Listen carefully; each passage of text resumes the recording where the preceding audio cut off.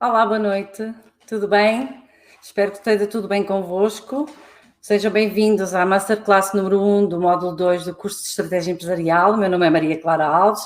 Antes de mais, parabéns para Braga, a minha bela cidade, que eu tanto amo e tenho muitas saudades. Melhor destino europeu, portanto, yes! Estamos em grande. Então, semana passada nós falamos de economias partilhadas, não é? E então, hoje precisamente vamos continuar a falar um pouco sobre isso para dar introdução a novos temas. E então eu tinha-vos dito que as economias partilhadas são potenciadas pela inteligência, nomeadamente a inteligência artificial. Portanto, uma vez que o uso da tecnologia permite e potencia esta e outros tipos de economias, não é? Portanto, o surgimento de polos ou hubs empresariais e startups dotados de imensa tecnologia e inovação hoje estão na ordem do dia. Portanto, é fundamental que falemos sobre isto, não é? Então, por causa disso, nós hoje vamos falar de smart cities e de startups, antes de introduzirmos a segmentação, se efetivamente tivermos tempo.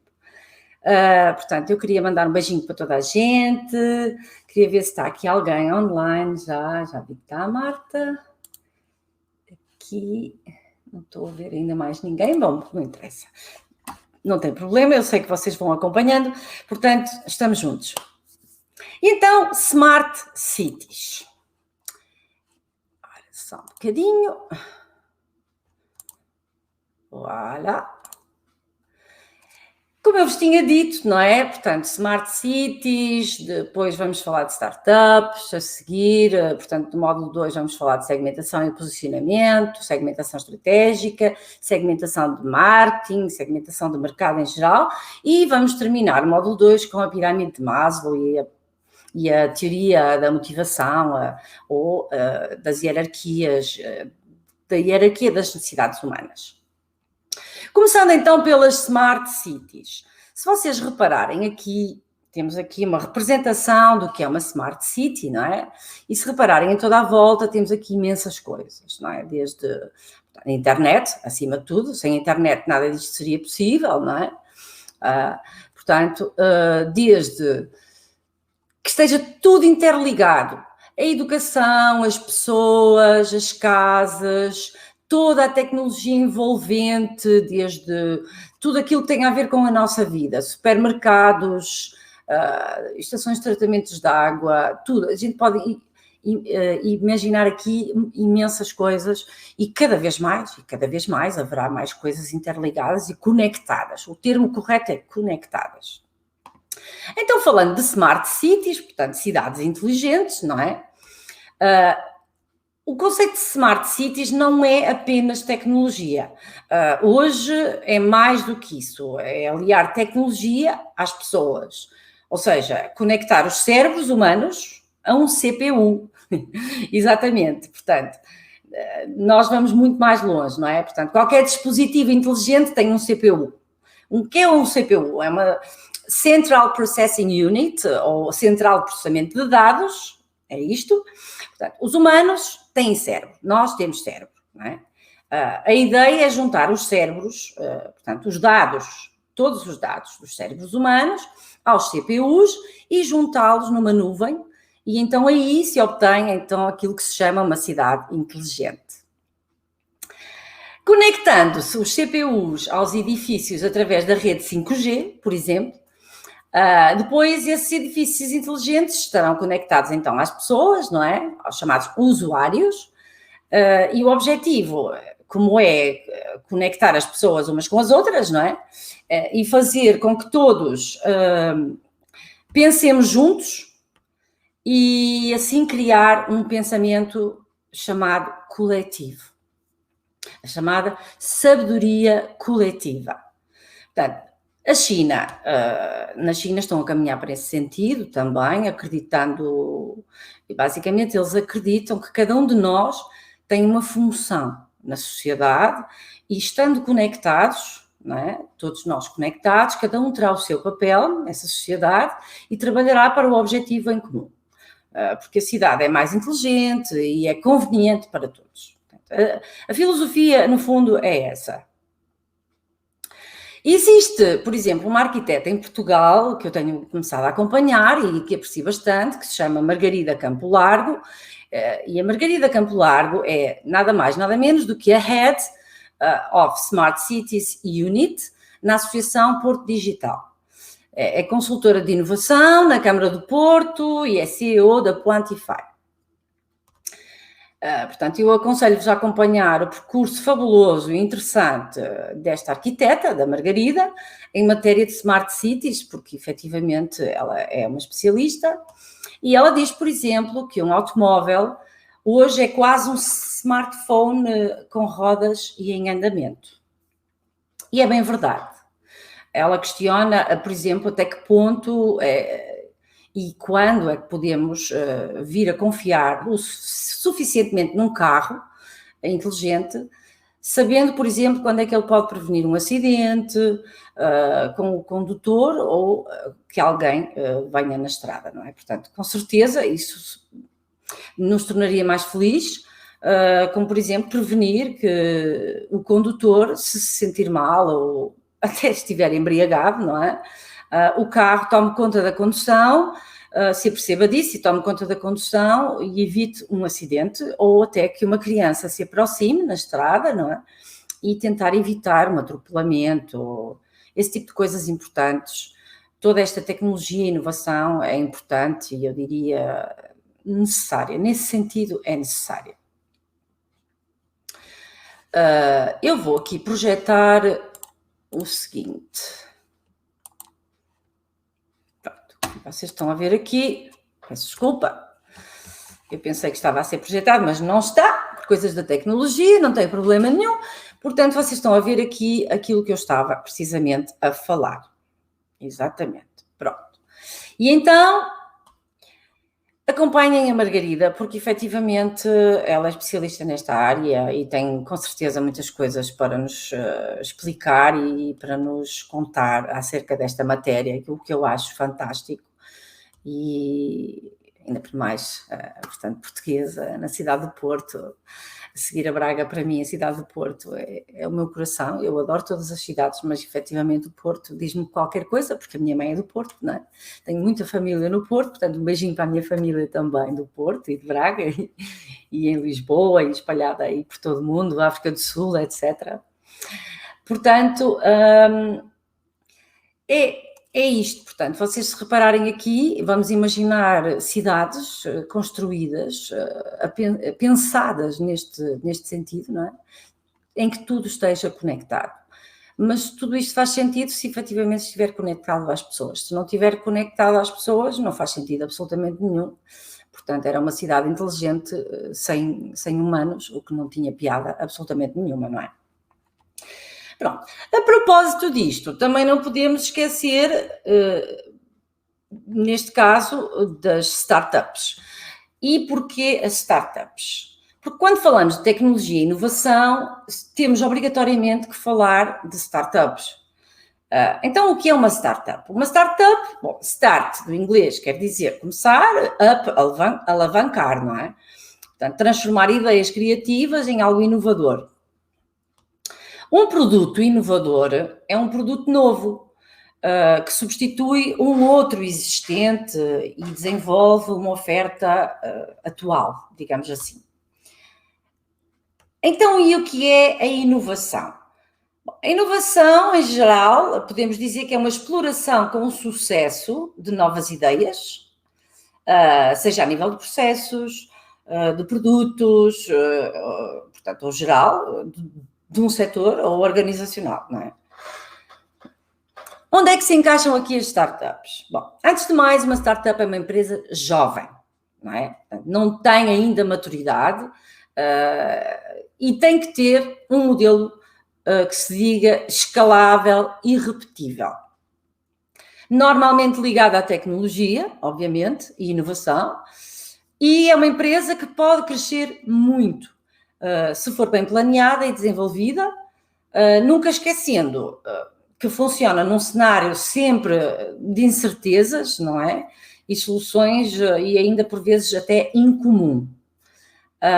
Não se limita propriamente só a negócios digitais, mas também, e por isso não se considera um negócio, de certo modo, tradicional, porque é algo disruptivo, portanto, rompe com aquilo que já existia, com o que era tradicional, não é? Portanto, em suma, pode ser um grupo de pessoas a trabalhar numa ideia diferente para obter, claro, lucro, porque todas as empresas têm que obter lucro, não é? O facto é que a maior parte das empresas, no momento inicial, podem ser consideradas startup. A maior parte, não digo todas, não é? Podem ser consideradas startups. Porém, atenção, vender bolos na esquina, na rua, não é uma startup, porque não é inovador, não é? Portanto, e não opera propriamente num mundo de incertezas, não é?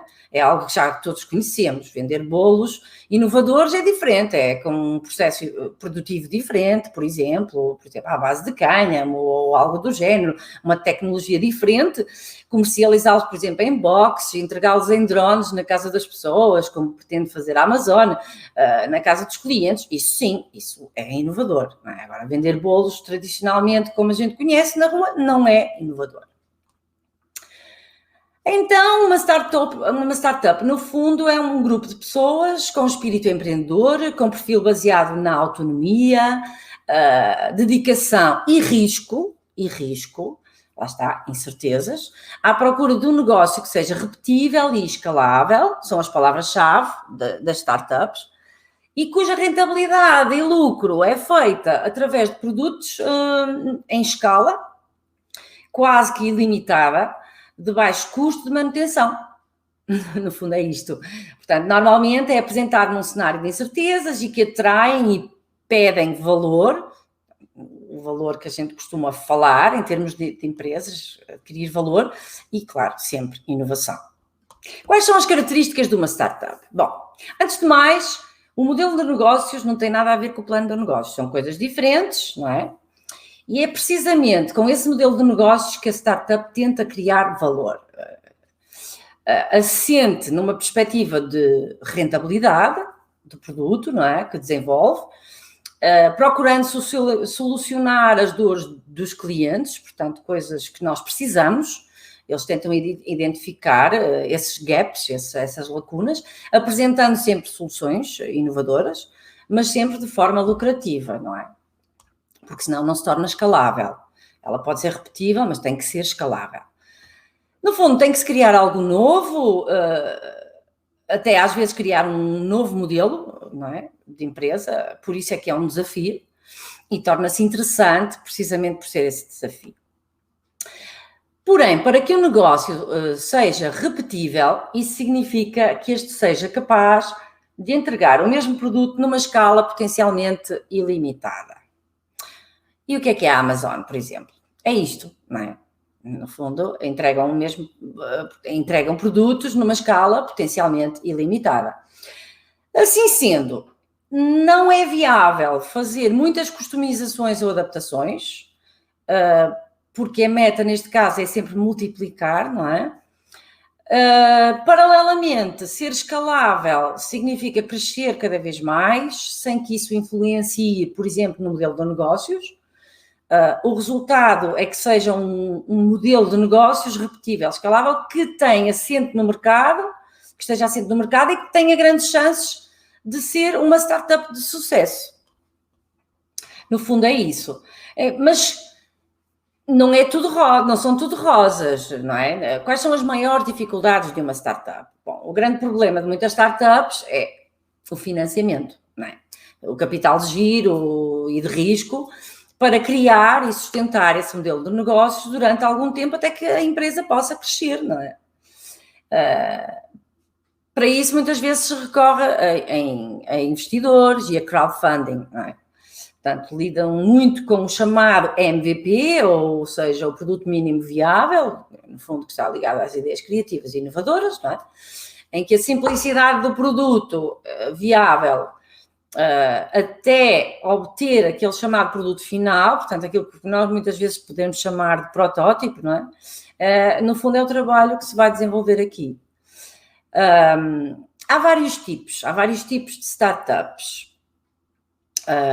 De qualquer forma, por ramo, podemos dizer que existem as que se desenvolvem no setor B2B, portanto, business to business, empresa para empresa, no setor B2C, business to consumer, portanto, do negócio para o consumidor final,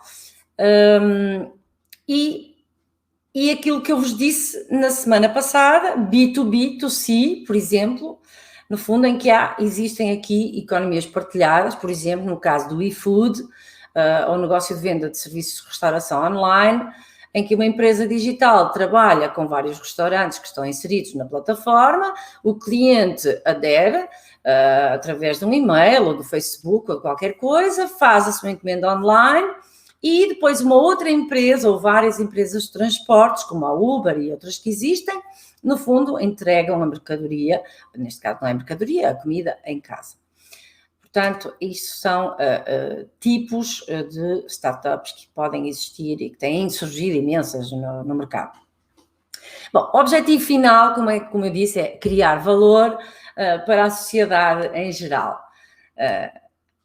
Mas é interessante, porque muitas startups transformam-se em unicórnios. O que é uma empresa unicórnio? Como a Netflix, a Google, a PayPal, a Uber, a Amazon, etc. São empresas que evoluíram num negócio repetível e escalável, não é? Como eu tinha dito, mas que atingem para cima de $1.000 milhões, e isso é que se chama uma empresa unicórnio. E é uma empresa emergente, não é? De capital privado, normalmente, não listada, não cotizada, mas que no fundo ultrapassou $1 bilhão ou $1.000 milhões de dólares. Eu estou a ver aqui muitos gostos, mas eu não consigo ver as pessoas. Eu peço desculpa, eu gostava de saudar as pessoas. Bom, não me levem a mal, mas são coisas aqui do sistema, não consigo ver. De qualquer modo, agradeço-vos imenso a vossa atenção. Unicórnio porquê? Bom, se vocês forem ao dicionário, ou mesmo até à Wikipédia, um unicórnio é um ser mitológico, não é? E mágico, cuja representação mais comum normalmente é na forma de um cavalo branco, com um único chifre, ou corno, como se costuma dizer vulgarmente, em espiral na testa, entre os olhos. E os unicórnios são considerados seres bastante temperamentais. Portanto, em contraste com aquela percepção pacífica que normalmente lhes é atribuída. Nós olhamos para um unicórnio, é sempre uma coisa bonita, não é? Como eu disse, mitológica, mágica, tem qualquer coisa de místico, não é? Mas é temperamental. Portanto, daí essa associação às startups, não é? Porque as empresas unicórnio são temperamentais também e atuam nesses mercados de incerteza. O facto é que têm sido muito bem sucedidas, uma boa parte delas, e pronto, são sempre bons estudos de caso para termos em conta e para aprendermos um pouco como é que eles conseguiram ser escaláveis e qual foi o percurso que tiveram para chegar aí, não é? Portanto, mas terão sempre, inicialmente, um aspecto juvenil, espiritual, puro e ágil, tal como um unicórnio. E como criar uma startup? Bom, como criar uma startup a partir, por exemplo, de um negócio tradicional, como transformar, por exemplo, um modelo antigo da vossa empresa para criar novos produtos, etc. Bom, temos aqui, por exemplo, um bom caso para vos expor, que é o caso da Smartex.ai. É uma empresa portuguesa que, no fundo, iniciou a sua startup na China, nomeadamente em Shenzhen. Porquê? Porque inseriram-se dentro de um hub empresarial em que, basicamente, era muito mais fácil para eles obter o financiamento e estar mais perto num local onde seria muito mais fácil e muito mais barato arranjar peças, ferramentas de uma forma extremamente rápida e extremamente barata para desenvolverem o seu projeto. E a Smartex é uma empresa muito jovem, com 2 jovens, se não me engano, pelo menos um sei que é do Norte, salvo do Porto. Bom, peço desculpa se me estou a enganar, mas penso que sim. Mas é uma ideia muito interessante, porque basicamente o que é que eles trabalham? Eles trabalham para a indústria têxtil, e eles desenvolvem, portanto, tecnologia para detectar, por exemplo, erros nas linhas das confecções, por exemplo, para estender a malha, essas coisas, e corrigir esses erros, não é? E hoje já têm clientes nos 4 cantos do mundo. Foi uma ideia fantástica e muito útil, principalmente para um país como Portugal, por exemplo, que tem uma tradição na têxtil e na indústria manufatureira enorme, não é? Desde há muitos anos. Então, onde é que vamos procurar, então, esse crowdfunding? Bom, para projetos tecnológicos, artísticos, como, por exemplo, cinema, comédia, ilustração, comida, videogames, música, livros, na maior parte do mundo, nós podemos, por exemplo, nos candidatar à chamada Kickstarter, talvez a mais conhecida. Em Portugal, por exemplo, a área da medicina, da educação, das ONGs, temos a GoFundMe, a gofundme.com, ou a ppl.pt, por exemplo. Para as empresas já existentes, temos a raise.pt, R-A-I-Z-A-Z-E, peço desculpa, .pt.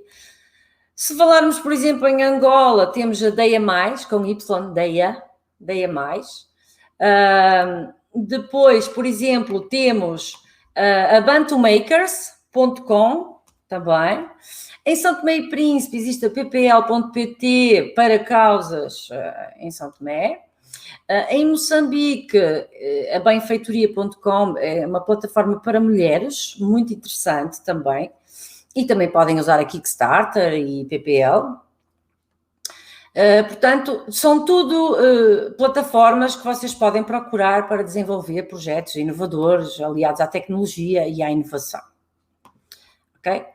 Pronto. Mas, avançando, portanto, avançando aqui, para desenvolver um negócio, uma empresa, é absolutamente necessário também fazer aquilo que se chama de segmentação. Segmentação estratégica, segmentação de mercado, segmentação de marketing. Ok? Não basta ter uma ideia, é preciso ter uma equipa, é preciso trabalhar o marketing da empresa e estar conectado. Hoje em dia é impossível desenvolver, seja o que for, sem estar conectado, ok? Portanto, isso é fundamental, termos isso em conta. Mas, no fundo, a segmentação estratégica e de marketing, elas complementam-se, ok? Até se comparam e são fundamentais. Portanto, vamos começar hoje pela segmentação de marketing e de mercado. E depois continuaremos nas masterclasses seguintes. Então, o que é a segmentação de mercado? Antes de mais, é um estudo de prospecção de mercado, não é? Portanto, uma empresa não se pode dirigir a todos os consumidores da mesma maneira, simplesmente, não é? São todos diferentes, embora possa haver ocasionalmente pontos comuns entre eles. Portanto, é precisamente esse estudo que se tem que fazer aqui, obrigatoriamente. Por essa mesma razão, não é? Por haver, portanto, pontos comuns, mas pessoas diferentes, públicos diferentes, temos que os segmentar, ou seja, separar por segmentos, com a ajuda de critérios específicos, que nos permitem homogeneizar alguns desses grupos por características e necessidades, no fundo, que sejam semelhantes. Certo? Portanto, este trabalho deve ser efetuado estrategicamente pelas empresas para compreender a quem é que elas se dirigem, qual é o seu público-alvo, quais são as suas escolhas, em termos, por exemplo, de bens de consumo, obviamente. O mesmo ocorre, por exemplo, no setor de serviços, também é a mesma coisa. Portanto, segmentar consiste em identificar os grupos distintos de clientes, não é, que reagem de forma diferente à oferta da empresa. Certo? Portanto, por isso é que aqui temos grupos separados, atenção, Se repararem bem, e não é tudo, não significa que é tudo a mesma coisa. Somos todos humanos, mas todos temos necessidades diferentes, algumas são comuns, obviamente, é precisamente isso que eu estou a falar. Portanto, um segmento é um conjunto de consumidores com características homogéneas e que partilham a mesma motivação, no fundo, e desejo também, face aos produtos apresentados, não é? Eu vou dar um exemplo. Por exemplo, todas as pessoas que estão registadas na plataforma do LinkedIn têm, em princípio, as mesmas motivações. Em princípio. Que é, no fundo, o quê? Procurar oportunidades de emprego ou desenvolver a sua rede profissional. Pois, mas eu tenho uma novidade para vos dar. O LinkedIn não é, já foi talvez, inicialmente, mais isso. Não é propriamente uma rede de procura de emprego, embora a gente utilize para o fazer e devemos utilizar. O LinkedIn é um caso muito especial, minha gente, é um caso mesmo específico e exige formação. Por causa disso, criei um programa de coaching, precisamente, que eu vos aconselho a visitar na minha página em www.lookatmepro.com, porque precisamente para se prepararem para uma candidatura de emprego, hoje já não é o que era. Está fora de questão. Acreditem que é toda uma ciência, certo? E existem metodologias e técnicas muito específicas para isso. Portanto, eu aconselho seriamente a pensar nesse assunto, porque cada vez são mais as exigências em termos de procura de funcionários, de colaboradores por parte das empresas. Eles cada vez exigem mais especialização e uma candidatura bem feita, adequada a esses métodos e técnicas atuais e ao uso da tecnologia que existe ao nosso alcance para isso, é fundamental dominar isso neste momento. Pode fazer toda a diferença. Não basta ter um bom currículo. Não basta mesmo. Isso já era história há muito tempo. Portanto, esse é um exemplo, não é? Todas as pessoas que, no fundo, estão no LinkedIn estão motivadas para procurar oportunidades de emprego e desenvolver a sua rede profissional. Acima de tudo é isso, é uma rede de conexão. E é através dessa rede de conexão, de alguém que recomenda alguém, ou de alguém que conhece alguém, que no fundo o LinkedIn vai cruzar todos esses dados, não é? De uma forma inteligente, através de algoritmos e não só, e que no fundo vai gerar aqui oportunidades de trabalho, aí sim. Portanto, é um meio para chegar a um fim, acima de tudo. Então, porquê que devemos segmentar? Bom, uma vez que estamos perante um mercado de massas, não é? Com consumidores qualificados, alguns de ingênuos, não é? E com preferências mais ou menos homogéneas, fazemos então essa segmentação a partir desse princípio. Por essa razão, talvez, por exemplo, a Ford, não é? Por exemplo, construiu carros do mesmo modelo, com a mesma cor, e pelos vistos funcionou. Portanto, isto não foi feito ao acaso, certo? Portanto, é preciso segmentar a sério mesmo. É preciso segmentar muito os vossos públicos-alvos, os vossos negócios, mesmo que eles pareçam muitas vezes semelhantes. Bom, antes de terminar hoje, eu queria também dizer o seguinte, que atualmente existem alguns problemas, nomeadamente o mercado está fragmentado, com os consumidores cada vez são mais exigentes também, porque também há muita oferta, não é variada, e no fundo o consumidor muitas vezes é apelado de naif ou ingênuo, mas acima de tudo hoje o consumidor é mais até um camaleão. Porquê? Porque cada vez é mais difícil fidelizar clientes. É essa a razão. Isto é um desafio para as empresas, o desafio da segmentação dos seus clientes, é uma responsabilidade enorme em termos do manager estratégico da empresa, não é?